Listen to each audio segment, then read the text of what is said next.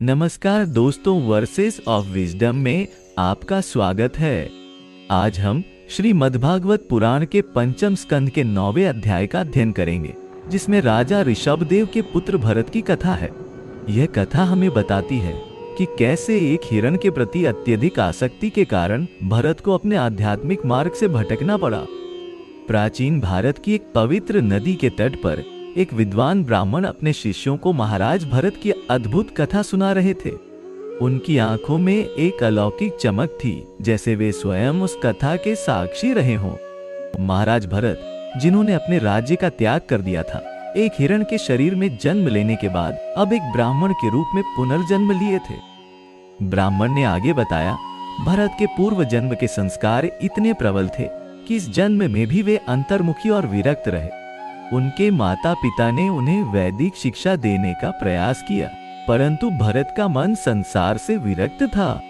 वे केवल आत्मज्ञान में ही रुचि रखते थे, जिससे उनके परिवार वालों ने उन्हें जड़ भरत कहना शुरू कर दिया, एक ऐसा व्यक्ति जो बाहरी दुनिया से अनभिज्ञ हो।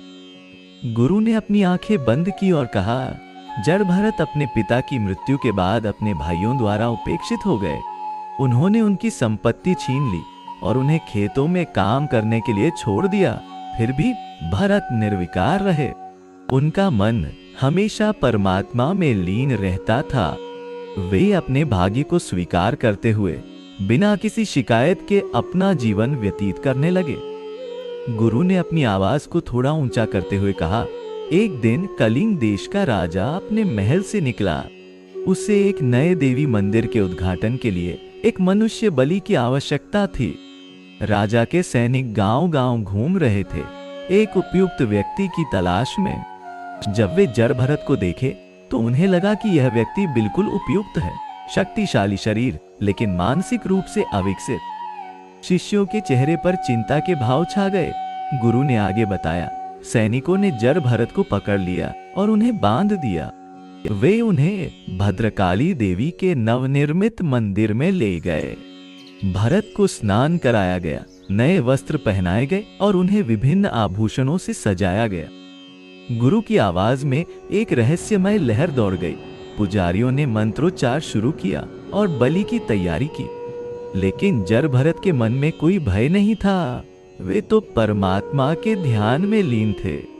फिर भी उनके अंदर भगवान नारायण का तेज प्रज्वलित हो रहा था। वातावरण तनावपूर्ण हो गया, जैसे कथा अपने चरम पर पहुंच रही थी। गुरु ने कहा, जैसे ही पुजारी ने तलवार उठाई और बलि देने के लिए आगे बढ़ा, अचानक मंदिर में एक दिव्य प्रकाश फैल गया। देवी भद्रकाली की मूर्ति से एक तेजस्वी आभा निकलने लगी और देखते ही देखते देवी साक्षात प्रकट हो गईं। शिष्य पूरी तरह से कथा में खो गए थे। गुरु ने अपनी आंखें चमकाते हुए कहा, देवी भद्रकाली ने अपना विकराल रूप धारण किया। उनकी आंखों से अग्नि की ज्वालाएं निकल रही थीं। उन्होंने अपना त्रिशूल उठाया और पुजारियों की ओर बढ़ी। देवी की क्रोधित आवाज पूरे मंदिर में गूंज उठी, कैसी अधर्मता है ये! क्या तुम लोग नहीं जानते कि यह ब्राह्मण मेरे परम भक्त हैं? इनकी हत्या करने का साहस कैसे किया? गुरु ने अपनी आवाज को और भी रहस्यमय बनाते हुए कहा, देवी ने अपने त्रिशूल से पुजारियों और राजा के सैनिकों पर प्रहार किया। उनका क्रोध प्रलयकारी था। वे सभी भयभीत होकर इधर उधर भागने लगे, लेकिन देवी के क्रोध से कोई भी बच नहीं पाया। देवी ने उन सभी को मार डाला जो बलि देने में शामिल थे। एक शिष्य ने साहस करके पूछा, गुरुदेव, भरत का क्या हुआ? गुरु मुस्कुराए और बोले, जड़ भरत शांति से खड़े रहे। उन्हें न तो मृत्यु का भय था, न ही जीवन का मोह। देवी भद्रकाली ने उनकी ओर देखा और उनके दिव्य ज्ञान को पहचान लिया।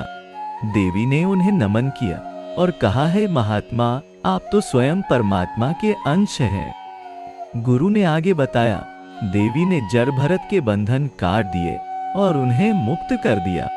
फिर उन्होंने भरत से कहा, आपका मार्ग सुरक्षित है, आप अपने आध्यात्मिक यात्रा पर आगे बढ़ें, मैं आपके साथ हूँ। इसके बाद देवी अंतर ध्यान हो गई, लेकिन उनका आशीर्वाद जड़ भरत के साथ रहा। कथा सुनकर शिष्यों के मन में अनेक प्रश्न उठे। एक ने पूछा, गुरुदेव, क्या देवी भद्रकाली ने जड़ भरत को इसलिए बचाया क्योंकि वे पूर्व जन्म में राजा थे? गुरु ने गंभीरता से उत्तर दिया, नहीं वत्स, देवी ने उन्हें इसलिए बचाया क्योंकि भरत निष्काम भाव से परमात्मा की भक्ति में लीन थे। उनके अंदर अहंकार का लेश मात्र भी नहीं था। वे अपने पूर्व जन्म के राजसी अहंकार से पूरी तरह मुक्त हो चुके थे। दूसरे शिष्य ने पूछा, लेकिन गुरुदेव, क्या भरत को इतना कष्ट भोगना जरूरी था?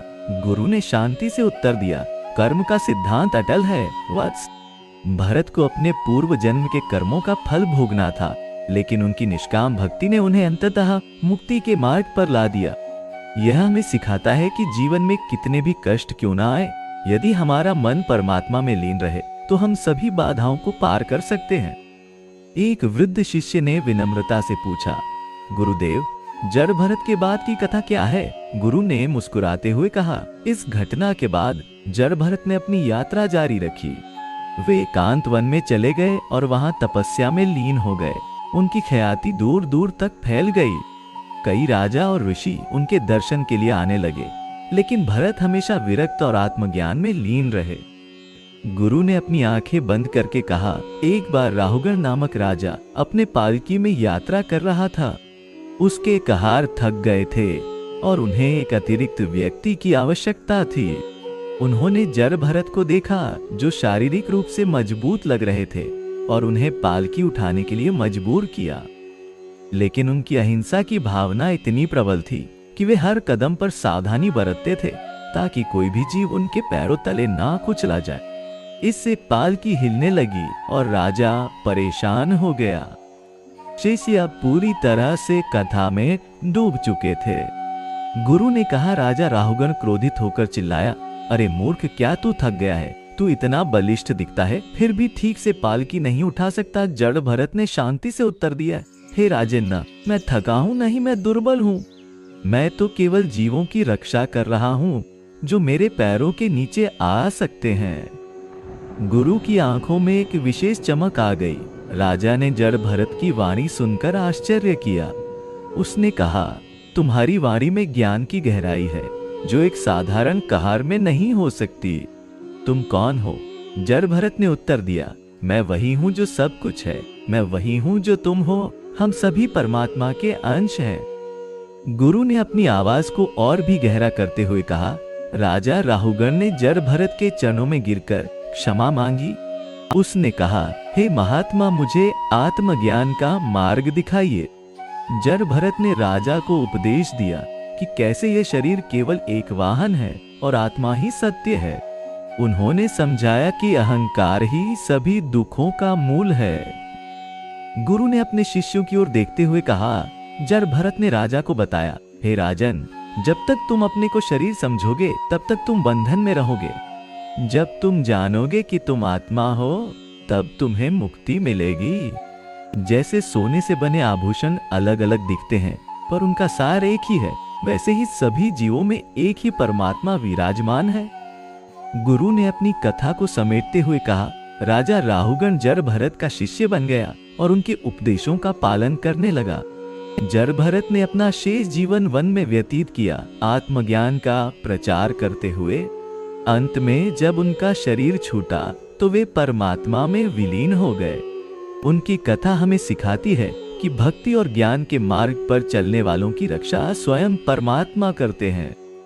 सूर्यास्त के समय जैसे जैसे कथा समाप्त हुई, शिष्यों के मन में एक गहरी शांति छा गई। गुरु ने अपनी आंखें खोली और धीरे से कहा, भरत की कथा हमें सिखाती है कि जीवन के उतार चढ़ाव में भी यदि हमारा मन परमात्मा में स्थिर रहे तो हम सभी परिस्थितियों को पार कर सकते हैं। जैसे भद्रकाली ने भरत की रक्षा की, वैसे ही दिव्य शक्तियां हमेशा सच्चे भक्तों की रक्षा करती हैं।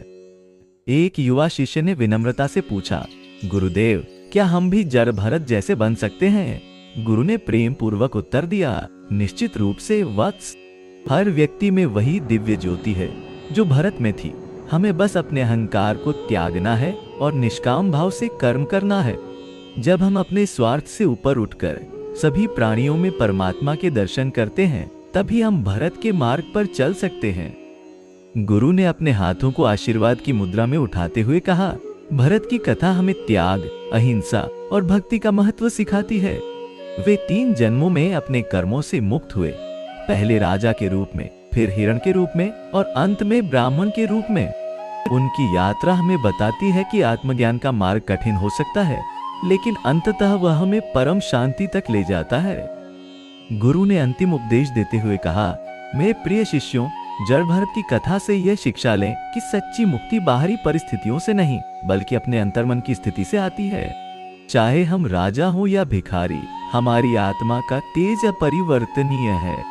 इस सत्य को जानकर हम सभी दुखों से मुक्त हो सकते हैं और परमानंद को प्राप्त कर सकते हैं। मित्रों, आशा है कि भरत की इस कथा से आपको जीवन में आसक्ति के खतरों और सच्चे भक्ति मार्ग के महत्व को समझने में मदद मिली होगी। यदि आपको यह ज्ञान उपयोगी लगा तो कृपया इस चैनल को सब्सक्राइब करें और अपने मित्रों के साथ साझा करें।